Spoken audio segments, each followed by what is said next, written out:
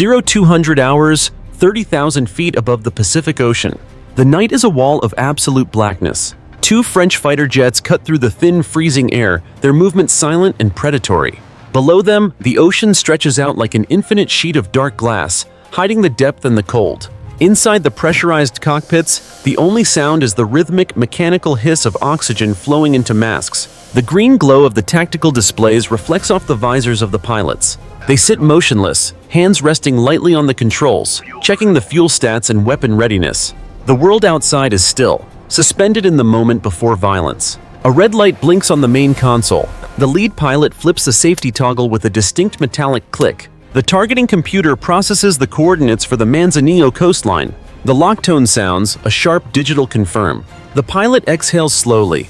His thumb moves to the red release button on the flight stick. The tension in the cockpit tightens like a coiled spring. The pilot presses the button. Heavy clamps disengage beneath the wings with a dull thud. 4 stealth cruise missiles drop from the hardpoints, falling free into the slipstream. They tumble for a fraction of a second, dead weight against the gravity. Then the engines ignite. A blinding flash of white fire erupts from the rear of each missile. The sudden thrust kicks them forward with violent force. The wings of the weapons snap open with a sharp mechanical crack. The turbines scream, spooling up to maximum power instantly. The sound tears through the silence of the upper atmosphere. The missiles dive, banking aggressively toward the dark water below. They descend thousands of feet in seconds, turning potential energy into raw speed. The fighter jets peel away. They bank hard to the left, pulling high G-forces as they clear the launch vector. The afterburners glow blue as the jets climb back to a safe altitude. Below them, the missiles level out. They skim just 20 feet above the wave tops, dangerous and fast. Salt spray kicks up in their wake, misting the air. The guidance systems lock onto the heat signatures of the distant land. The fins on the missiles twitch minutely, correcting the course against the ocean wind. They fly in a tight formation, a wolf pack of steel and high explosives rushing toward the shore. The sound of their passage is a deafening roar that flattens the water beneath them. They cut through the humid tropical air, pushing a shockwave of pressure ahead of their nose cones. The lights of the Manzanillo coast begin to twinkle on the horizon. The weapons accelerate, pushing the engines to the red line. The pilots in the jets above watch the telemetry data. The green dots on their screens move rapidly toward the target zone. The flight leader confirms the trajectory. The weapons are running hot and straight.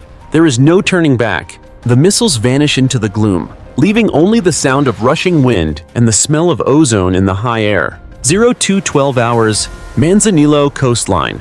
The surf rolls gently onto the dark sand, creating a rhythmic hiss. Palm trees sway in this warm breeze, casting long, shifting shadows across the beach. A German radar outpost sits on the rocky cliff edge, its dish rotating with a low, monotonous hum. 2 sentries stand by the perimeter fence, leaning against the metal mesh. The city lights of Manzanillo reflect dimly off the low cloud cover, creating a haze over the port. The air smells of salt and rotting seaweed.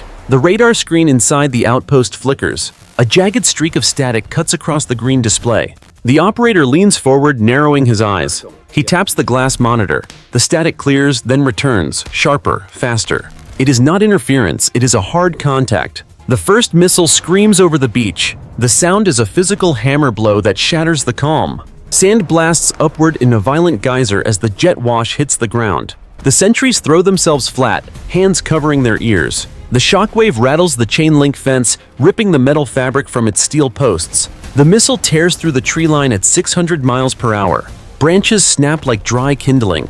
Leaves disintegrate into a fine green mist. The weapon banks hard to the left, hugging the terrain contours. It flies so low that it kicks up dust from the unpaved supply roads. The turbine roar drowns out every other sound in the jungle. Inside the outpost, the alarm clacks and erupts. The sound is harsh and piercing. The operator shouts into his headset, his voice cracking. He slams his fist on the general quarters button. Red emergency lights bathe the room in a bloody glow. He spins the tracking dial, trying to force the system to lock. The computer fails to bite. The target moves too fast, skirting below the radar horizon. 3 more missiles thunder across the shoreline behind the lead weapon. They fly in a staggered line, their engines glowing like angry red eyes. They crest the cliff edge, missing the radar tower by mere feet. The wind from their passage knocks a heavy crate of supplies off a loading dock. It crashes to the ground, spilling ammunition across the concrete. The German commander bursts into the control room, his uniform disheveled. He grabs the radio microphone. He screams for the anti-air batteries to go active immediately. He orders the searchlights to sweep the valley. His knuckles turn white as he grips the desk. The missiles vanish into the dark jungle valley, heading inland toward the port facilities. The deafening roar fades slightly, leaving only the ringing in the ears of the soldiers. On the screen, 4 ghost signals race toward the command centers. 0215 hours, Command Post Alpha, outer perimeter of Manzanillo port. The facility sits quiet under the glare of harsh sodium security lights. High concrete walls surround the compound, casting deep, sharp shadows. Inside, a diesel generator thrums with a steady mechanical rhythm. 2 German soldiers lean against an armored personnel carrier, wiping sweat from their foreheads. The humidity hangs thick and heavy. The air smells of diesel fuel and damp earth. A stray dog trots across the empty parade ground, sniffing at a discarded ration pack. The air pressure drops suddenly. A high-pitched whine cuts through the generator noise. The soldiers look up, their movements sharp. The whine becomes a shriek. The first missile clears the perimeter wall. It slams directly into the base of the main communications tower. The impact shears the thick steel legs of the structure. The metal screams as it twists. The tower tilts, hangs for a second, and then collapses. The heavy lattice crashes down onto the vehicle depot. It crushes the armored personnel carrier flat. Sparks shower the pavement in a blinding cascade. A split second later, the warhead detonates. A massive fireball erupts from the wreckage, rolling outward in a wave of orange heat. The blast wave rips the concrete siding off the nearby barracks. Windows shatter inward violently. Glass shards spray the interior of the sleeping quarters like shotgun pellets. The roof of the command center lifts off its foundations, hovers, and slams back down, cracking in two. Thick black smoke instantly chokes the courtyard. The 2 soldiers by the vehicle are hurled backward. They hit the gravel hard and slide. One tries to stand but collapses, clutching his leg. Debris rains down from the sky, chunks of concrete, twisted rebar, and burning insulation. A lieutenant stumbles out of the ruined doorway of the command bunker.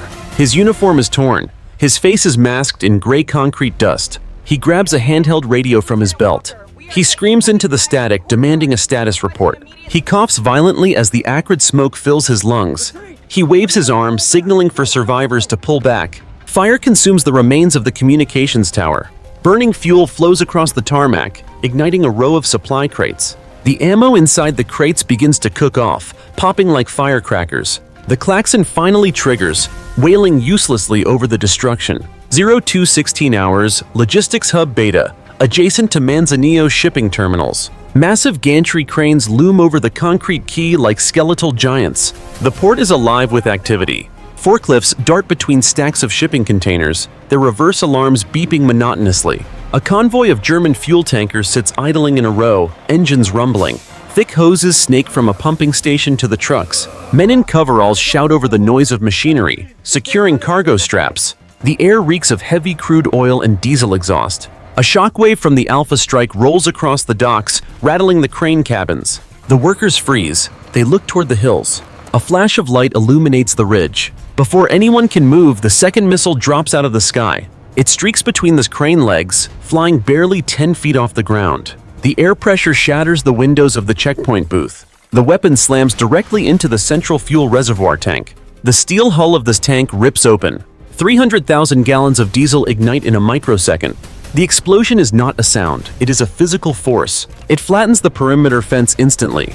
A wall of bright orange fire expands outward, moving faster than the sprinting soldiers. It catches the first row of fuel tankers. The trucks detonate in a chain reaction. Metal debris hurtles through the air, spinning violently. A tire, engulfed in flames, crashes through the roof of the supply office. Burning fuel sprays across the dock like water from a hose. It coats the concrete, the containers, and the fleeing men. Soldiers dive behind concrete barriers as the heat blisters the paint on the walls. The fire roars with a deep guttural sound that drowns out the screams. A German captain scrambles over a pile of crates. He ignores the heat, singing his eyebrows. He sprints toward the remaining ammunition trucks parked near the blaze. He grabs a driver by the vest and hurls him toward the cab. He screams to start the engine. He slams his hand against the door, ordering the convoy to scatter. The driver fumbles with the keys, his hands shaking. The engine coughs to life. The truck lurches forward, tires spinning on the slick, oil-covered pavement. The captain waves frantically, directing the vehicles away from the inferno. Behind him, the main reservoir collapses inward. A mushroom cloud of oily black smoke rises hundreds of feet into the air, blocking out the moon. The port is no longer dark. It is bathed in a hellish, flickering light. 0218 hours, Air Defense Battery, Hill 402 overlooking Manzanillo Port. The night sky is no longer dark. It pulses with the orange glow of the burning logistics hub. Thick smoke drifts across the battery position, stinging the eyes of the gun crews. The radars on the German anti-air tanks spin furiously, their dishes blurring with speed. The tracking computers scream a high-pitched lock tone. The ground vibrates as the heavy diesel engines of the tanks rev to maximum RPM. The battery commander slams his hand against the side of the lead tank. He points toward the valley floor. He screams, "Fire free! Fire free!" over the roar of the engines. 3 anti-air tanks engage simultaneously.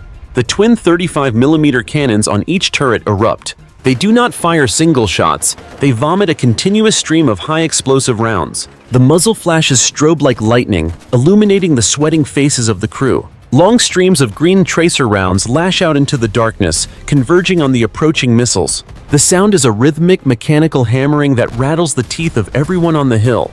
Hot brass casings eject from the breaches in a golden waterfall. They pile up on the grass, smoking and clattering against the tank treads.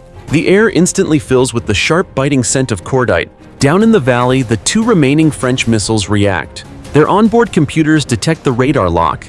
The control surfaces snap violently.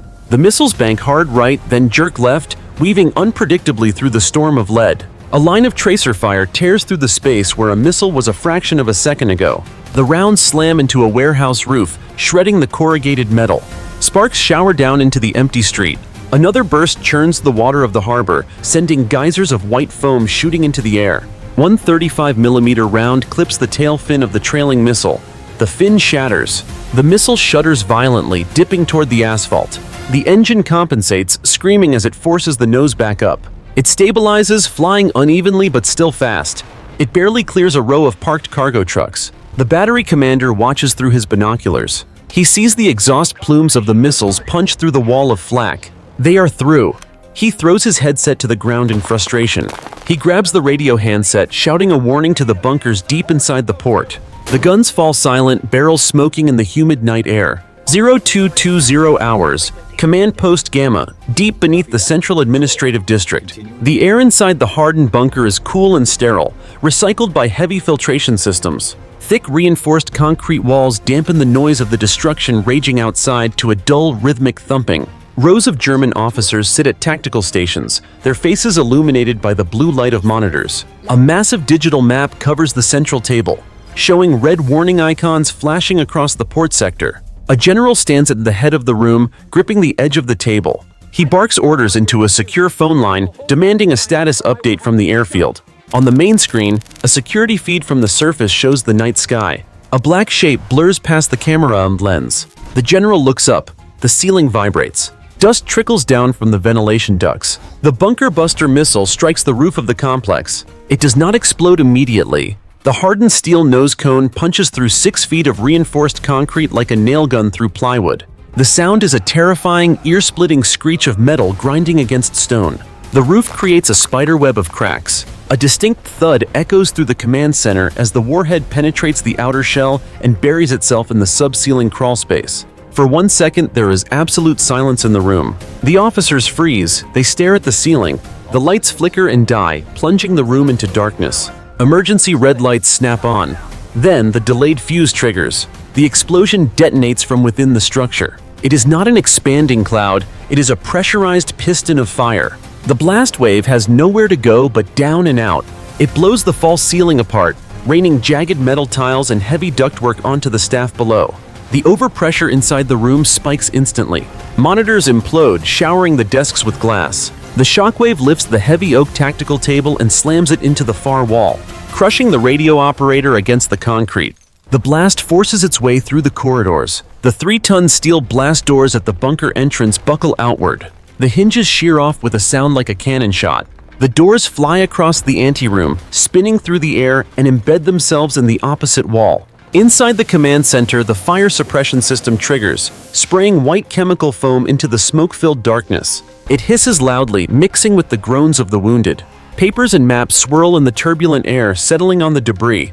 The general drags himself out from under a fallen shelving unit. His uniform is shredded. He coughs, spitting out gray concrete dust. He reaches for his pistol belt, but his hand finds only rubble.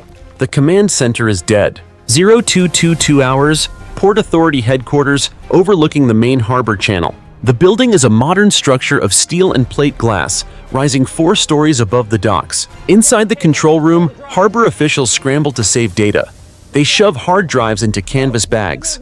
The huge panoramic windows, designed for monitoring shipping traffic, now frame a picture of absolute destruction.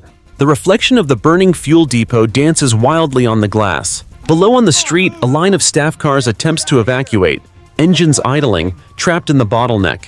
A screeching sound tears the air, erratic and loud. The missile that was clipped by the anti-air fire earlier careens over the warehouse roofs. It flies unevenly, trailing a thick plume of gray smoke. Its turbine engine sputters, fighting to maintain lift. It drops low, skimming the tops of the streetlights. It slams directly into the 3rd floor of the Authority building. The impact does not penetrate deep. The warhead detonates instantly against the outer steel girders. The explosion blows the entire front facade of the building outward. Thousands of square feet of heavy plate glass shatter simultaneously. A lethal curtain of jagged shards rains down onto the street below. The glass shreds the vinyl roofs of the evacuation vehicles. It smashes windshields and slashes through tires. Drivers duck beneath their dashboards as the glittering storm pummels the metal. The structural integrity of the headquarters fails. The blast shears the main support columns on the north side. The building groans, a deep, tortured sound of bending metal. It lists heavily to the left. The concrete floors sandwich together, collapsing one on top of the other with a thunderous crash. The top floor slides off the ruin. It tumbles onto the main access road, crushing a security checkpoint flat.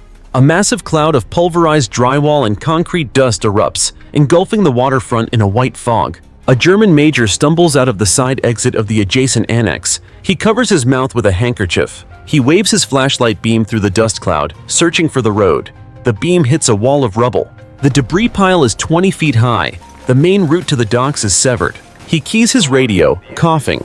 He reports that the central coordination hub is gone. 0225 hours. Forward Operating Base Epsilon, north side of the port complex. The ground shakes rhythmically from the shock waves of the nearby port explosions. The base is a scene of controlled panic. Floodlights cut through the drifting smoke. German infantrymen sprint from the modular barracks, helmets unstrapped, carrying assault rifles and gear vests. Officers scream orders over the wail of sirens, pointing toward the vehicle depot. Engines roar to life in the motor pool. A column of battle tanks begins to move, treads clanking loudly on the pavement, trying to disperse into the surrounding jungle before the next hit. The air above the tree line shimmers. The final 2 missiles drop from their cruise altitude. They do not come in low, they dive vertically. The first missile strikes the roof of the main barracks block. The prefab structure disintegrates. Walls of corrugated metal and plywood explode outward like shrapnel. The blast creates a vacuum, sucking the air out of the courtyard, then releases it in a violent overpressure wave. Soldiers running across the open ground are lifted off their feet and hurled like rag dolls into the perimeter fencing. Mattresses, lockers, and personal gear rain down from the sky, burning. The second missile targets the moving armor column. It slams into the asphalt directly between the lead battle tank and a fuel truck. The ground erupts. A crater 20 feet wide opens up instantly. The force of the explosion catches the 60-ton tank from underneath. The massive steel beast is tossed into the air, flipping over completely. It crashes upside down with a ground-shaking thud, crushing its turret. The fuel truck vaporizes. A fireball rolls over the rear of the convoy. It engulfs 2 armored personnel carriers. The intense heat blisters the paint instantly.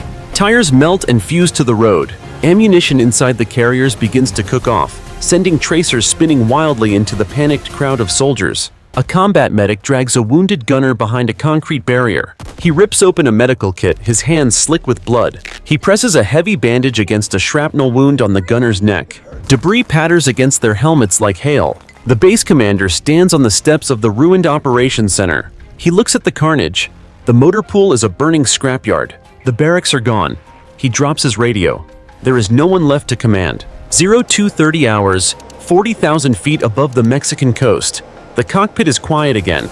The digital displays show the mission clock ticking steadily. The French flight leader checks the damage assessment monitor on his console. A string of blinking red icons confirms the total destruction of the German command grid. He taps the flight stick to the left. The fighter jet banks sharply to the west. The wingman follows, tracing the maneuver perfectly. The two aircraft align their vectors away from the land. The pilots push the throttles forward.